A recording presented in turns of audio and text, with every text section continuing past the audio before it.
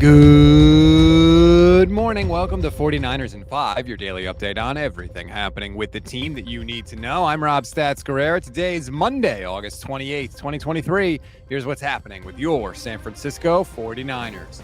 The preseason is officially in the books, and unfortunately, the Niners did not come out unscathed. Kyle Shanahan gave an update after the final preseason game via conference call, and the list is pretty long. Let's get into it. And again, forgive me for looking at the notes. Cameron Latu has a meniscus injury and he might need surgery, so that could keep him out for a significant amount of time. Jordan Mason has a foot sprain. He's day-to-day. Chris Conley, shoulder sprain, day-to-day. Elijah Mitchell has a tight adductor again. Taylor Hawkins has a broken hand. He may also need surgery. This one was interesting. Talanoa Hufanga has a Baker cyst behind his knee. And if you're like me, I had no idea what the hell a Baker cyst is. It turns out it is a fluid-filled growth behind the knee. It can be associated with a meniscus tear, but right now, no one is saying that about Hufanga. Kyle Shanahan said he should be ready to go in the coming days. The other name on the list, of course, Zane Gonzalez has a calf injury. He's going to be out for a few weeks. We already know Jake Moody is banged up. Kyle Shanahan, what the hell's going on at kicker? I've never been in this situation before where we have two really good kickers in our camp. And a few days before the final 53, both kickers aren't available at this time. So I think these next couple of days are real important just for us to just see how the rehab's going and things like that, and trying to guess where it's going to be 2 weeks from now when we kick off. But yeah, I mean, everything's up. We were discussing everything and just being ready for any possibility to maneuver this roster, however.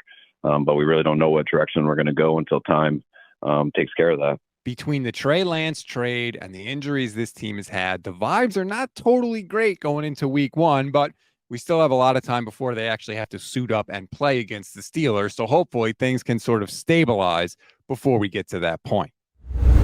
We always give you one thing to read, one thing to watch, and one thing you might have missed. One thing to read on this Monday. There's a new article on our website, goldstandardniners.com, winners and losers from the trade of Trey Lance. If you want to read it, click the link in the description of this podcast.